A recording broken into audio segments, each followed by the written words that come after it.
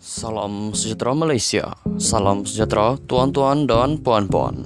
Hari ini rakyat Malaysia bakal digemparkan dengan berita panas, berita tergempar dan berita mengejutkan seluruh Malaysia. Berita politik, ekonomi dan perkembangan Malaysia segalanya ada di dalam channel ini untuk semua keluarga Malaysia yang dicintai dan dikasihi. Mari kita menonton video ini. Sebelum itu, sila pertimbangkan untuk tekan butang like, komen, share dan subscribe serta aktifkan lonceng notification supaya anda tidak ketinggalan dengan info-info terkini daripada channel ini. Berita kita akan bermula dalam kiraan 1, 2, 3. Berita bermula sekarang. Hai, halo, salam sejahtera kepada seluruh rakyat Malaysia. Selamat petang tuan-tuan dan puan-puan. Sebelum itu, admin ingin meminta pertolongan untuk anda semua, tuan-tuan dan puan-puan, khususnya yang menonton video ini, untuk tekan pada butang subscribe. Baiklah, berita hari ini dipetik daripada beritaharian.com. Mahkamah tolak permohonan Najib dapatkan dokumen perbankan keluarga Zeti Jolo. Berita penuh. Mahkamah Rayuan hari ini menolak rayuan Datuk Seri Najib Razak untuk mendapatkan dokumen perbankan syarikat dipercayai berkaitan ahli perniagaan dalam buruan Low Tech Joe atau lebih dikenali sebagai Jolo dan keluarga bekas Gubernur Bank Negara Tan Sri Dr. Zeti Akhtar Aziz.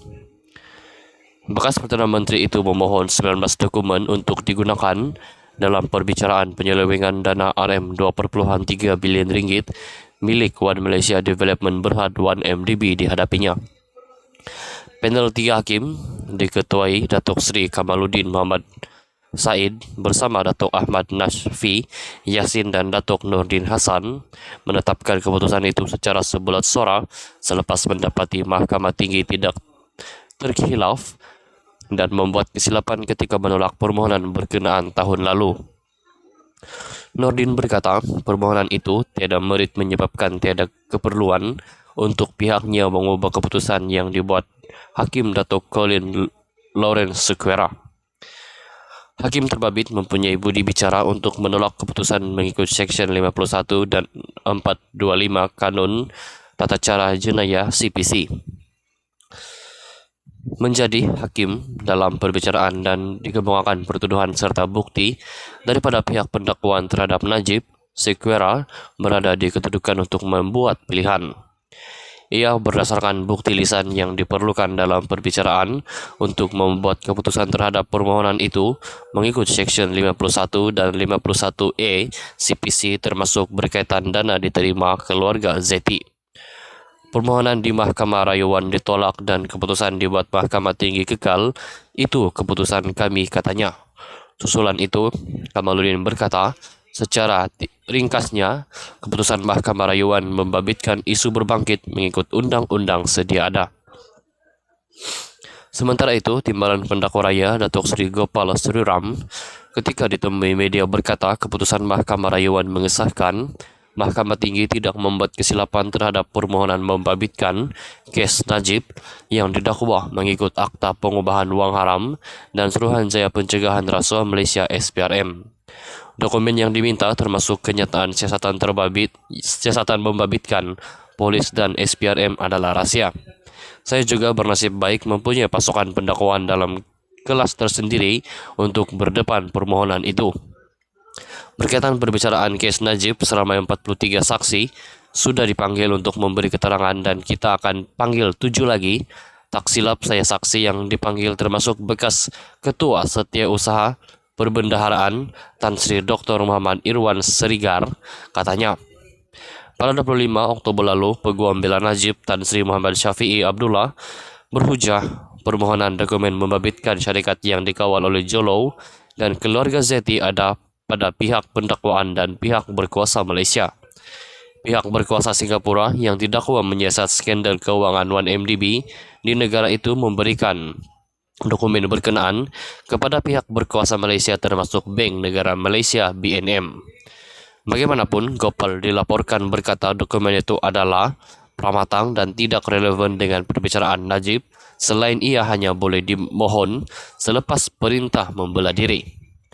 Katanya tidak dinafikan kewujudan dokumen itu serta bebanan terletak pada pihak pembelaan untuk menunjukkan bahwa permohonan mereka adalah berdasarkan bukti yang boleh diterima dan bukannya keterangan bersifat dengar cakap. Pada 12 Julai tahun lalu, Sequeira menolak dua permohonan Najib yang meminta pendakwaan perbicaraan kes 1MDB mendedahkan dokumen perbankan dikaitkan dengan keluarga Zeti selepas dikaitkan menerima uang daripada Jolo. Najib memfailkan permohonan pada 24 Mac tahun lalu untuk meminta pendakwaan memberikan penyata perbankan daripada beberapa syarikat termasuk Actis Capital Singapura Pte Ltd, Country Group Securities Public Company Ltd, ACME Time Limited BVI, Butamba Investment Limited and Central Holdings Limited. Bekas ahli parlimen pekan itu juga memfailkan permohonan kedua pada 7 April tahun lalu untuk mendapatkan perjanjian penyelesaian sulit antara kerajaan dan Goldman Sachs Group pada tahun 2020 dan transkrip atau laporan forensik berhubung telefon bekas rakan kongsi Goldman Sachs di Asia, Tim Leissner. Bekas Perdana Menteri terbabit berdepan 4 pertuduhan menggunakan kedudukannya untuk mendapatkan rasuah RM2.3 bilion ringgit daripada dana 1MDB dan 21 pertuduhan pengubahan wang haram membabitkan jumlah yang sama. Sekian sahaja berita untuk hari ini. Kita jumpa lagi di video yang seterusnya. Stay safe, stay healthy. Bye-bye.